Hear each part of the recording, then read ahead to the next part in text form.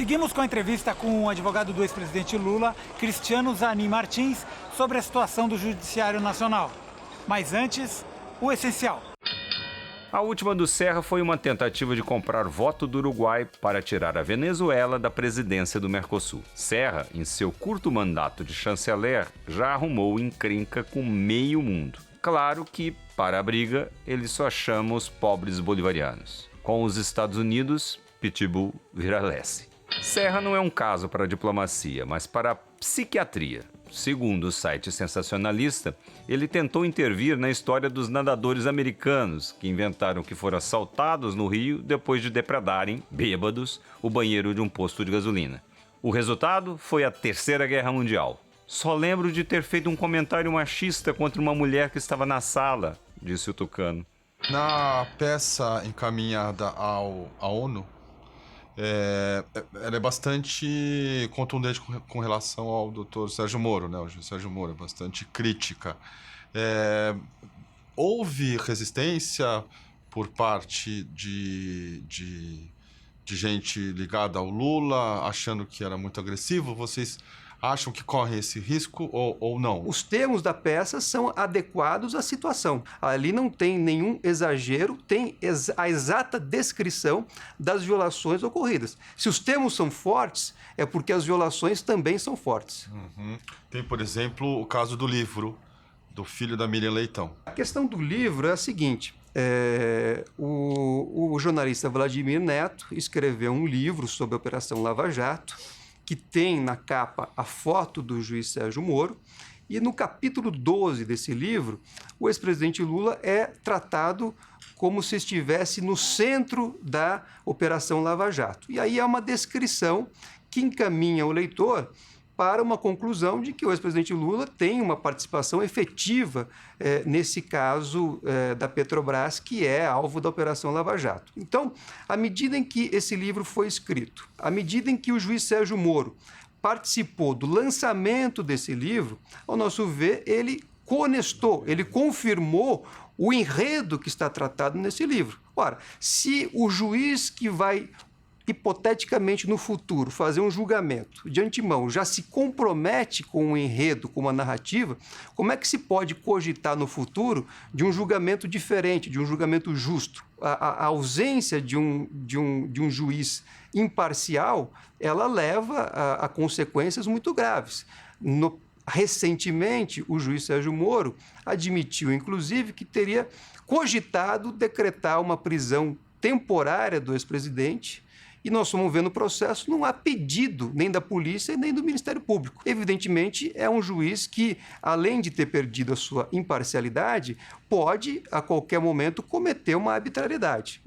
Estamos em matéria com o Moro, quando ele avoca o direito de continuar com o processo do Lula, né, que vocês pediram que ele fosse tirado dele, ele fala, ele levanta assim, não, há uma série de indícios com relação ao presidente, o ex-presidente, assim.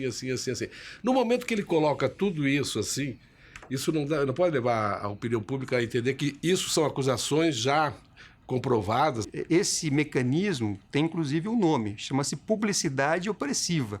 É quando o Estado, ele passa a divulgar de forma contínua e permanente elementos que jogam sobre uma pessoa suspeição o tempo todo. Você geralmente nem sabe do que ela está sendo acusada ou qual é a suspeita que está sendo lançada, mas ela já adquire perante a opinião pública uma pecha de culpado. Ela passa a ser praticamente condenada pela opinião pública, embora não tenha cometido um crime. Então, essa tática, essa técnica, ela vem sendo, ao nosso ver, utilizada na Operação Lava Jato, no tocante ao ex-presidente Lula, através de vazamentos seletivos de informações e documentos, através de divulgações em off de certas afirmações por parte das autoridades, enfim, sempre lançando uma suspeita, mesmo não tendo nada de concreto. Então, ao nosso ver, esse processo que eu disse, essa publicidade opressiva, ela decorre de uma aliança de alguns agentes do Estado com setores da imprensa que conseguem impulsionar essa suspeita permanente em torno de uma pessoa e você acaba gerando, enfim, uma situação de enfraquecimento do próprio direito de defesa. Aliás, o juiz Sérgio Moro disse num artigo publicado em 2004 que essa era uma técnica que ele reputava como válida. Então, essa receita que está sendo hoje usada na Operação Lava Jato, principalmente em relação ao ex-presidente Lula, é uma receita que foi divulgada em 2004. Volta e meia aparece relatos aí de intervenções de algumas empreiteiras, acho que é da OAS, da Odebrecht e tal, fazendo com benfeitorias no sítio. Você não acha que isso, digamos, pode não ser ilegal, mas, digamos, do ponto de vista da boa política, da ética, digamos, lá na Suécia, provavelmente isso não aconteceria. Isso não mostra um tipo de relacionamento que tem no Brasil entre a política com as grandes empresas, a promiscuidade e tal. Você veja, isso faz parte, ao meu ver, da publicidade opressiva que eu acabei de dizer aqui. Verdade, né? Você não pode, cada um pode fazer o julgamento moral que quiser, mas isso não é assunto de polícia. Então, quando você vai querer fazer uma discussão ética ou moral na polícia, você acaba subvertendo tudo. Alguém conseguiu identificar nessas atividades 1 centavo de dinheiro desviado da Petrobras? Essa é a pergunta que se faz. Até hoje, não há nessas investigações nenhum elemento que possa vincular 1 centavo desviado da Petrobras a qualquer discussão em torno dessas propriedades. Então, há discurso. Então, o tempo todo, o juiz Sérgio Moro, os procuradores fazem um discurso. Olha, existe a hipótese investigatória, mas e o elemento concreto? O elemento concreto nunca apareceu e nem aparecerá, porque efetivamente não há 1 centavo de dinheiro da Petrobras em relação a essas investigações. Esse é o primeiro ponto. Aí o segundo ponto as hipóteses investigativas de propriedade do sítio, propriedade do triplex, elas também não têm materialidade, porque há uma demonstração clara e inequívoca de que o ex-presidente não é dono do sítio e de que também não é dono do tal triplex. Doutor, muita gente questionou os grampos da Dilma e do Lula como o seguinte: se tivesse ocorrido nos Estados Unidos, e o Moro estaria em maus lençóis. Isso faz sentido ou é só retórica? Não precisa ir para os Estados Unidos. Nós temos aqui na legislação brasileira uma definição clara de que a conduta de divulgar conversas grampeadas é crime. E o ministro Teori também coloca que essa conduta gerou resultados que você não consegue reverter jamais. A arbitrariedade chegou a ponto de terem feito a divulgação de conversa entre cliente e advogado. E eu não tenho conhecimento em qualquer país de que tenha ocorrido uma situação como essa.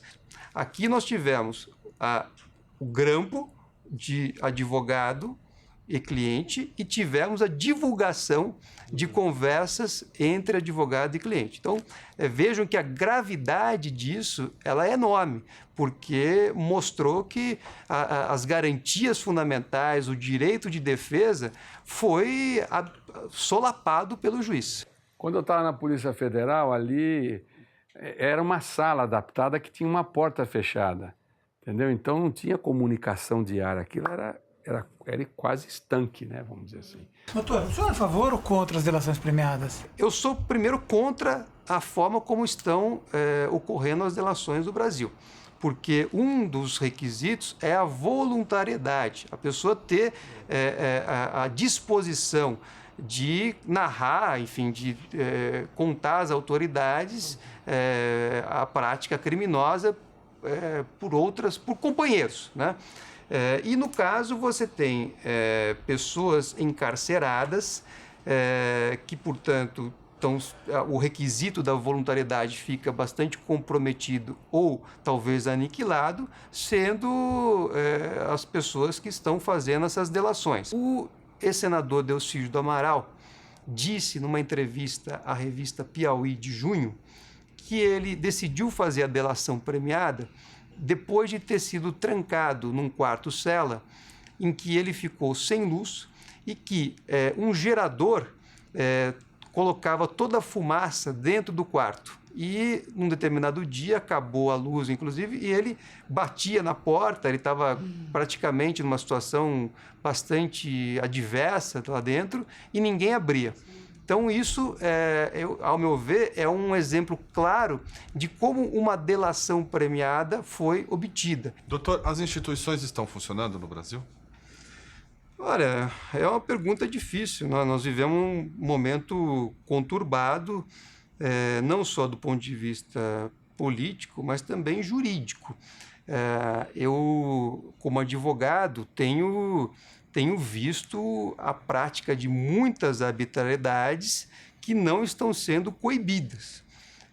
Então, ao meu ver, o conceito de instituições funcionando também pressupõe que você tenha mecanismos para coibir, enfim, a prática de arbitrariedades. O papel do STF nessa história está sendo o que deveria ser ou não? Nós, como eu já disse, nós questionamos todas essas arbitrariedades e o Supremo, ao meu ver, tinha condições de poder ter feito uma intervenção maior no caso, mas entendeu por bem devolver para o juiz Sérgio Moro os casos para que ele desse continuidade. Então, eu acho que aí poderia ter sido uma atuação mais incisiva, mais condizente com a extensão das garantias previstas na Constituição Federal. Outro episódio que eu acho que o Supremo poderia e deveria ter dado uma solução distinta foi em relação à nomeação do ex-presidente Lula como ministro de Estado. Então, ali, o Supremo, na verdade, por meio de uma decisão monocrática do ministro Gilmar Mendes, impediu que ele tomasse posse, embora ele não fosse, naquele momento, indiciado, não fosse réu e muito menos condenado. Quem propôs a ação que gerou a decisão que impediu o ex-presidente de ser ministro foram dois partidos, foram o PSDB e o PPS, que usaram do mandado de segurança coletivo para questionar essa nomeação.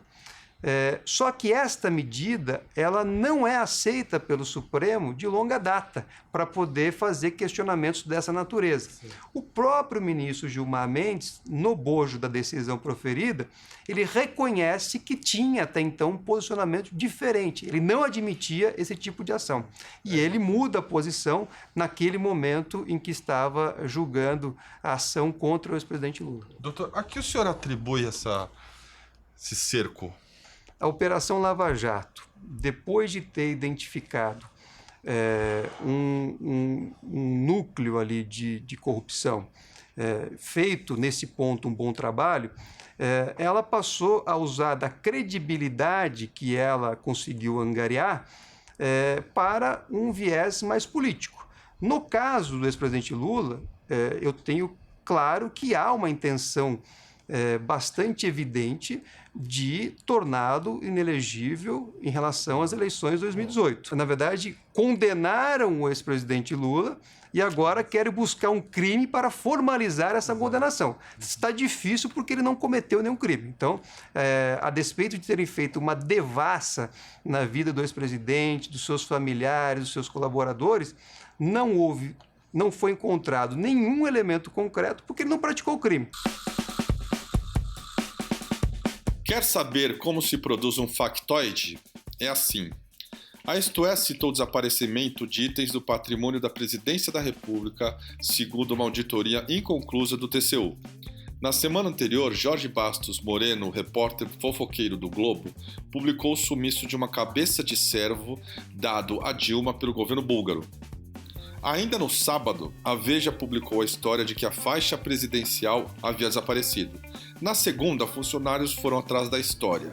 O antigo chefe do cerimonial de Dilma, embaixador Renato Mosca, disse que a faixa estava guardada junto com a joia na antiga sala dele e que testemunhas viram quando ele mostrou ao sucessor onde estava guardada. O Planalto já havia passado a informação do desaparecimento para a grande imprensa e o caso foi tratado como um grande escândalo. Foi pedida a abertura de sindicância para apurar responsabilidades. Na terça, o Alvorada descobriu que a faixa estava lá, mas sem a joia, que reapareceu, veja só, na quarta-feira, descoberta por um faxineiro na sala do chefe do cerimonial de Michel Temer, ou seja, era um factoide.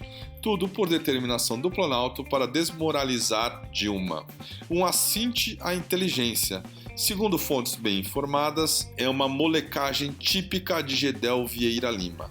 Depois da demissão de garçons, do cerco ao Alvorada, do corte de avião, do cartão alimentação, era o que faltava para mostrar o nível a que chegou o governo interino.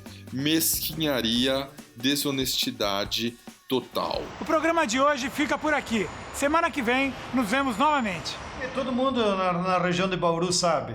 De quem é aquela fazenda? É do Temer. Tinha um monte de coisa de campanha do Campo Temer. de aviação. Ele desce de helicóptero. As pessoas veem as festas que ele faz lá. Só tá no nome registrado em cartório um tal de Coronel Lima. E todo mundo sabe em Santos que esse Coronel Lima administrava setores do Porto de Santos. Quem quiser tirar as conclusões, que tire. E não te parece muito estranho que se a fazenda fosse de um coronel aposentado da PM, que tem 72 anos, para que o INCRA, já sob controle dos golpistas, em 24 horas mandou o superintendente do INCRA ir lá negociar com os ocupantes? Nosso objetivo é justamente denunciar. A sociedade brasileira gostaria de saber de onde é que vieram os recursos. Se o Sérgio Moro é tão zeloso dos bens públicos e da democracia, está aí uma boa pauta para ele nos dizer qual é a origem dos recursos.